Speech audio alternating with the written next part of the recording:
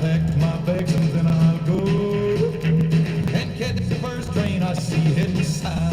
What is up, ladies and gents? We are back for another beer review. Thank you so much for joining me. If you're new to the channel, welcome. If you are not new to this channel, you've heard me mention this brewery 4, 5 times. I have no idea how many beers I've reviewed of Brett's down at ALGA in Pensacola, Florida, but I think it's 3 or 4. I don't know. I've had more beers than that for sure. I can't remember them all. Camaro Hair. There was a Berliner with mango and something. The Amber. The Honey Blonde. I can't remember them all. Anyway, shout out to Brett for this hat as well. This hat is so dope, y'all. I love it. It's so deep. It feels so good. Like all their stuff. Hey, you know what? They actually have an Amazon link now. They have shirts. 2 different styles. A ton of different colors. I'm going to link to their Amazon site below.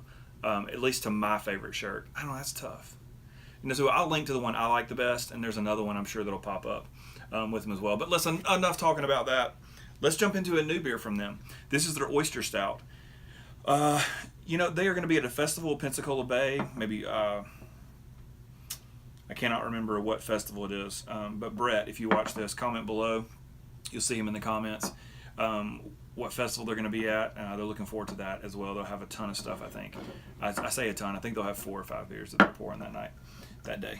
So anyway, this is 6.1%. It's described to me as a summer stout. It is brewed with oysters, lemon zest, and something else.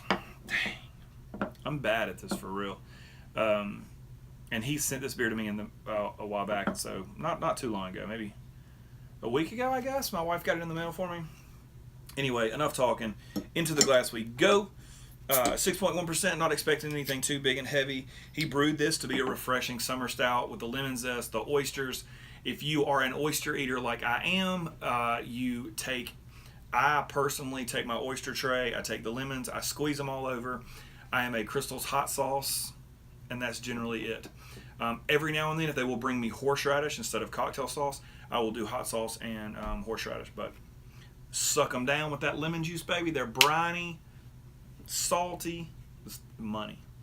All right, into the glass we go. We're going into the untapped glass. It's pouring out like a Coca-Cola. That's kind of the color. That you get that dark brown yet clear color. See if we get a head on it. Yeah, it's going to pop up with about a full finger and a quarter of head. It's slightly off white. However, you know, it doesn't sit like a traditional stout. And somebody made fun of me in one of my older videos. Not made fun, but kind of like poke fun, like, oh, it looks like a stout in a glass. This does not. There's some amber hue to it. Dark brown, rich tones like toffee kind of colored. Kind of like a cup of coffee. If you can, as you pour the cup of coffee into your mug, you can see the light through it. That's kind of what it looks like. All right, there it is. Sits pretty in the untapped glass. Let's get a nose on it. All right, it smells roasty. There's a hint of coffee. A hint of like mild chocolate notes coming off the nose.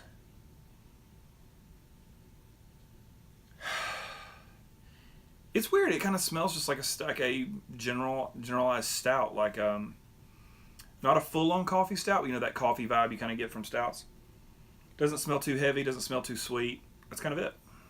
All right. He did tell me like there was a happy medium in this glass as far as temperature goes. So we shot it right now at 15 minutes out of the fridge. So we've been talking for 2 or 3 minutes probably. So 18 minutes out of the fridge. All right, here we go. Let's get a taste. Whenever we had to taste the oysters. In my head, I feel like I'm going to be able to.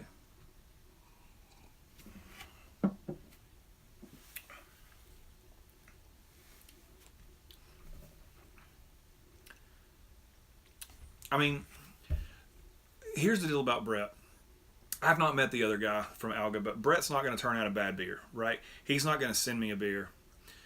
Zatarans, the crawfish beer, that was the other beer I reviewed. Anyway, Brett's not going to send me a bad beer. And this is no exception. There's a hint of lemon acidity on the back of this beer that is it kind of pops you with this refreshing note, but it's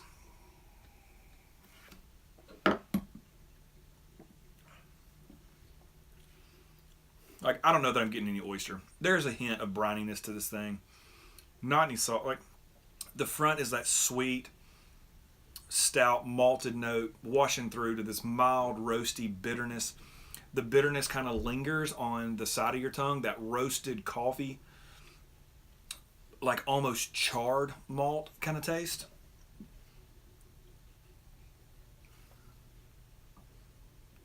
But then there is this zing of lemon peel almost.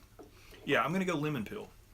Like lemon peel refreshingness, kind of brightness to the back end of this beer, and then it fades into that roastiness. It's good.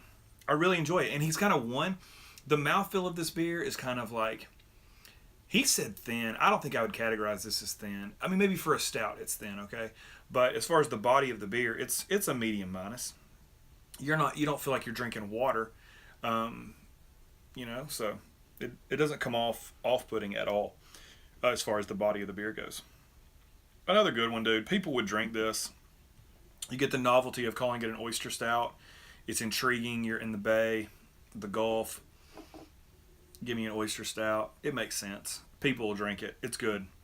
I dig it. You know what? This video is going to go up before I do a rating video, so I don't know if I'll rate these beers, but whatever. If you're at the festival and they have this beer, drink it. Thank you so much for tuning in. Until next time, y'all. Cheers.